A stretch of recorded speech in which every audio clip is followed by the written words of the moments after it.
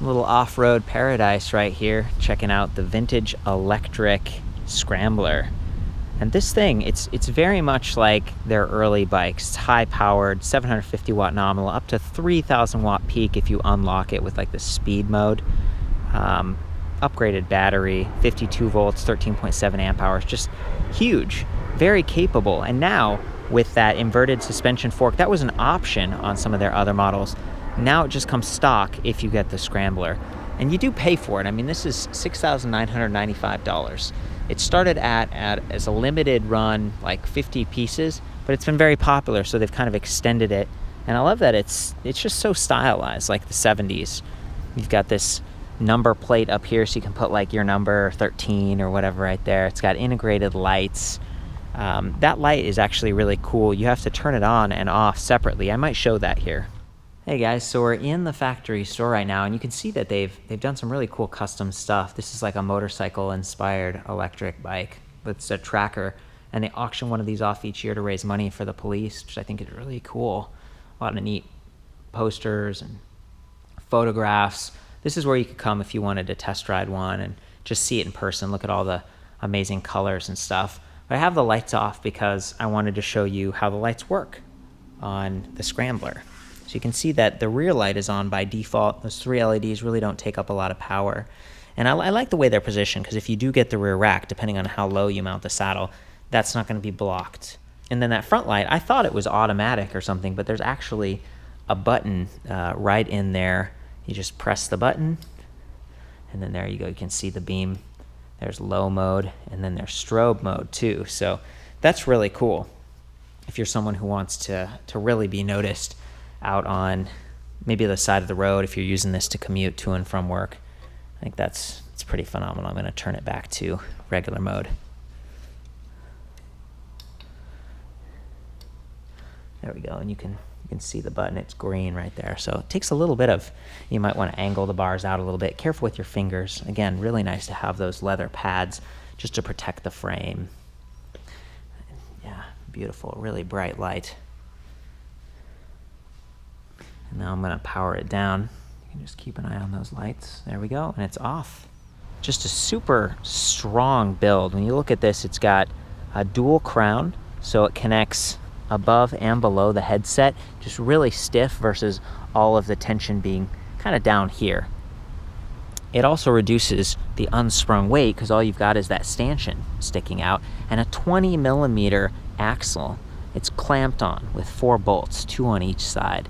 Just incredible. 203 millimeter hydraulic disc brake up front, 160 in the rear. A lot of your stopping power happens up here, and you can dial this in. It has a compression and rebound adjust.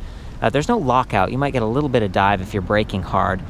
The bike can handle up to 300 pounds, which is, it's impressive. A lot of electric bikes are just rated to 250. So I appreciate that. And really just the style, the colors. It's very purpose-built. And this is designed to be an electric bike. And they chose a single-speed drivetrain, 36 teeth on that chainring, 16 teeth on the sprocket in the rear. It's got a horizontal dropout with stainless inserts, so you can really tighten that up. See, there's a bolt system here. As you tighten that, it pulls it backwards. 12 millimeters on that axle right there with just standard nuts. Anyway, the chain doesn't bounce around. You don't get like banging or chipping happening on the frame. And this is a root beer color. That's what they call it. It's metallic, sort of sparkly with gold accents. Totally appreciate that. And then the Brooks grips and saddle, genuine leather. These ones, they're kind of this plump. I think that's actually the model name, with metal rings spacing out the leather, and then spokes run through. So it's vintage. Like it's totally about style, but still a very high quality stuff that's going to last, stuff that's actually really comfortable once this saddle breaks in. And it does have the springs and the integrated Supernova 3 LED light. That's on at all times, and you can see even in the daylight it's pretty bright. Love that the fender is color matched. You've got black rims. These are 50 millimeters in width, 12 gauge spokes in the rear, 14 up front. So they really went, heavy duty back here so that it could handle that 90 Newton meters of torque, peak torque, I should say. It all depends on whether you've got this unlocking pin thing here, and they do sell that as an upgrade. So if you're off-road or in private property, you can turn this into a little, kind of like a dirt bike, a scrambler. But then it's not really DOT approved. It doesn't have turn signals or anything like that. So for everyone else who just wants to ride this around and, enjoy that custom styling, you've got 20 mile per hour top speed, throttle on demand. So class 2, this is really a class 2 bike. Love the brake levers they chose. They match the silver accents. They've got finger adjustable reach right here, so you can bring them in or put them out a little bit depending on whether you're wearing gloves and the size of your hands. Bike only comes in one frame size, but it is an adjustable seat height. I would say, you could soften up the ride even more in addition to these 26 by 2.25 diameter Schwabe blackjack tires and that 60 millimeter travel on the suspension fork and the springs on the saddle. You could add like a seat post suspension. Just keep in mind that the light is wired through, so you want to disconnect that before you take the seat post all the way off, or you could be pulling on those wires. They're internally routed. A lot of the other cables are not. You can see some of the cabling coming out of the base of this custom aluminum alloy battery pack run along the base of the frame and then up to the top there, and I think hidden pretty well and even protected. See, there's like a leather bumper, so as you turn, the shock arm doesn't collide with the side of the frame and mar it up. So I really appreciate that. And even things like this battery has a new controller system, so when you hit this regen button, like as you're going faster, you can regen by pressing that. It won't activate if the battery is completely full. So that's designed not to overcharge. Little things like that have been refined over the years. This company's been around since 2013. I've reviewed a bunch of their earlier bikes, come in a whole range of colors and stuff. This one's just kind of set, right? It's got the root beer, one color, one size, but that helps to, I think, make it unique and gives you something that you can sort of work with while hopefully keeping the price down a little bit. I mean, you are paying a ton of money for this, but at the same time, it's just so custom, right? It's definitely, here you can see this one. It's got the limited edition stamp right there. You can see the cabling for the motor comes right back here, and it tucks in between the disc brake rotor and the dropout. So that's really well protected if the bike tips over, and you can even see there's some scraping at the end of that axle. So perhaps this bike has been tipped.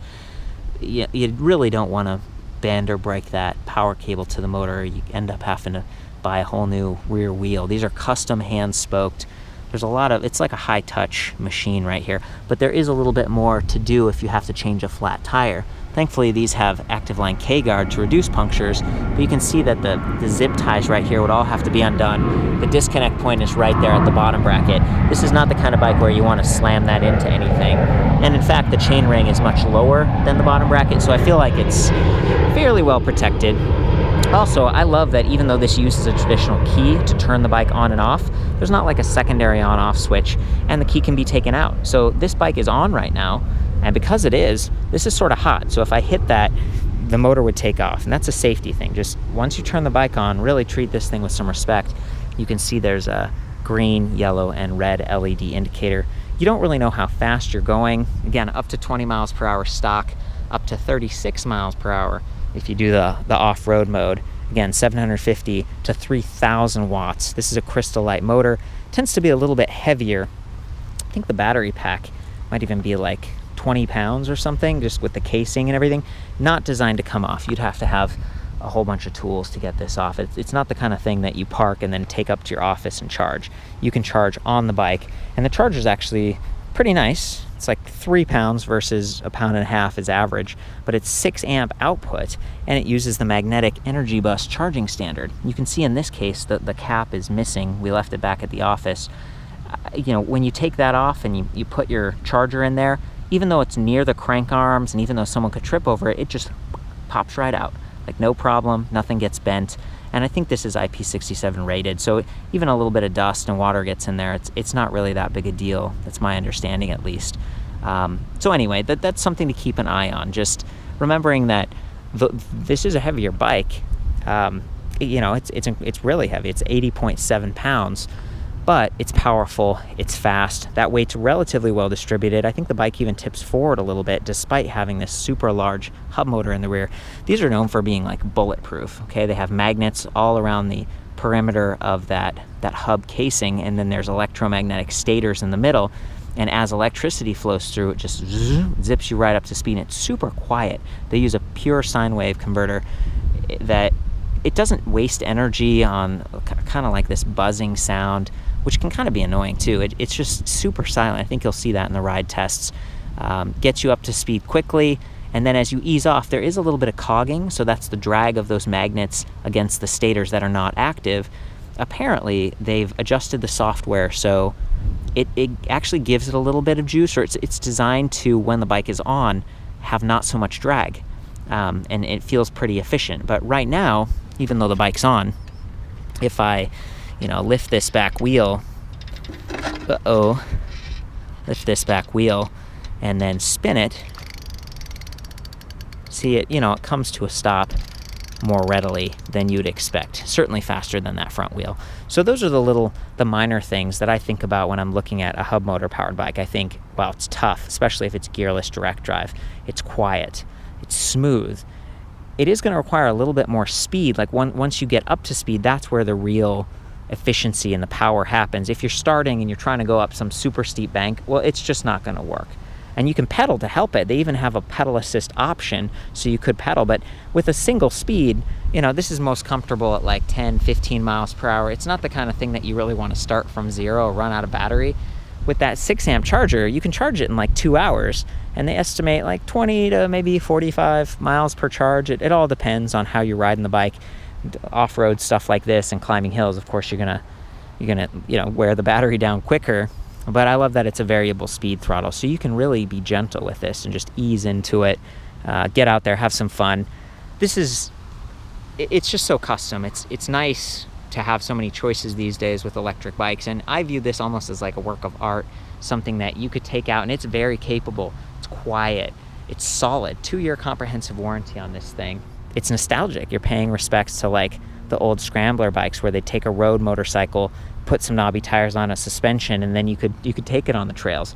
It's still a hardtail. This isn't the kind of thing where you want to go mountain biking, but if you live on a ranch or something, or maybe you have some acreage, something like this, just so much fun. Leave it in your garage, charge it up, rip around a little bit. Just been a blast. So yeah, I've had a lot of fun with it, and I respect where it's coming from, even though, it does cost a little bit more. There are more capable electric mountain bikes. That's not really what this is about. Kick up that kickstand.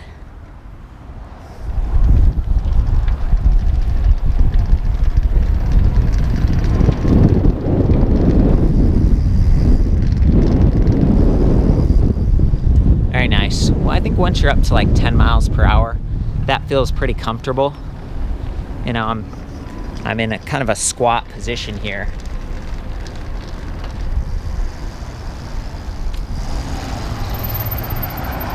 Very nice braking power right there.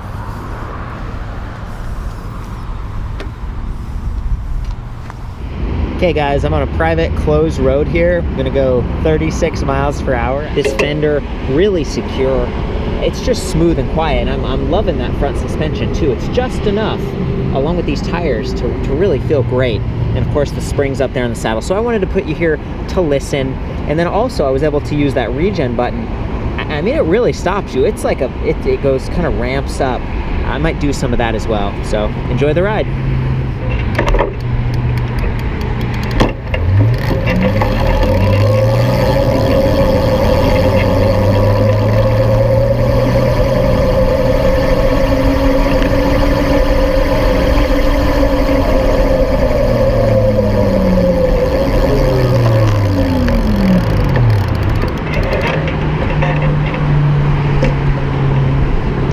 Pretty awesome. I only use the brakes at the very end there.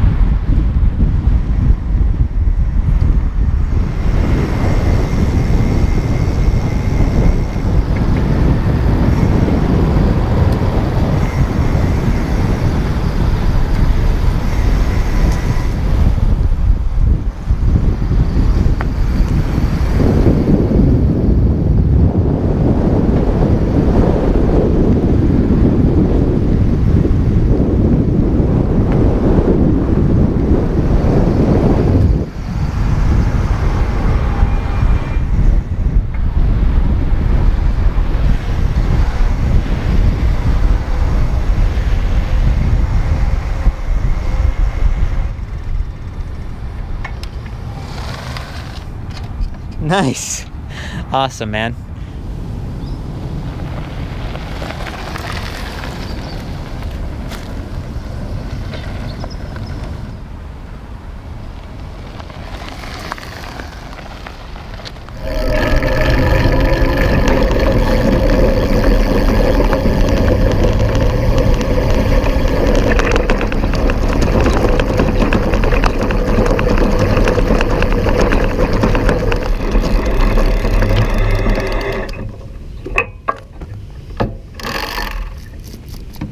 Pretty intense terrain, but super quiet. Still just handled it with those wide tires. Yeah, definitely impressed. Again, those are 26 by 2.25, so definitely on the wider side. Not quite plus size, but the tread was also quiet when I was on road. You know, they didn't have a whole bunch of buzzing, which I can appreciate.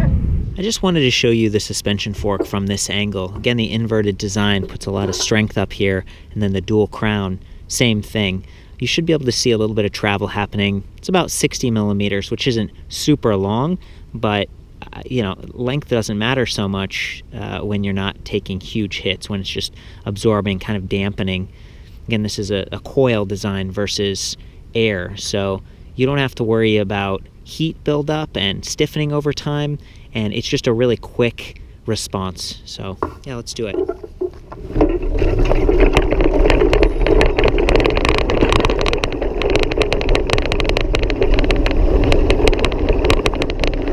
Just climbs right up that path. I'm gonna cruise around a little bit more and just ride through some of this rock hay stuff.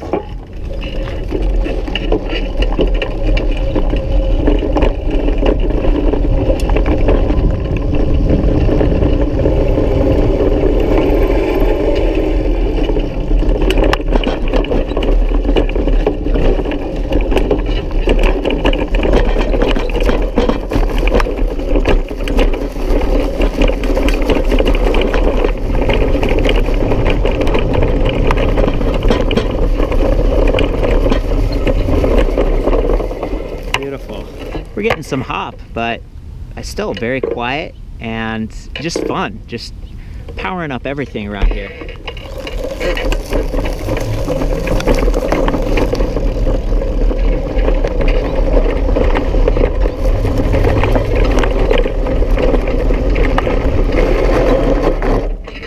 Nice brake test. Well, it's been a ton of fun cruising around, showing this bike off, going off-road a little bit. I like that kind of thing. I really appreciate all your help, Andrew. Of course, it's fun. Just neat to see what you're up to, checking in. For the full write-up on the Scrambler and some of the other vintage electric models, I'll see you back at ElectricBikeReview.com. I got all this pictures, comments, and stuff. Of course, have fun out there. Ride safe. And these are the helmets. I mean, that's cool. Like the gold and the black, the leather on the inside. Just the style, it carried all the way through. There's a lot to appreciate.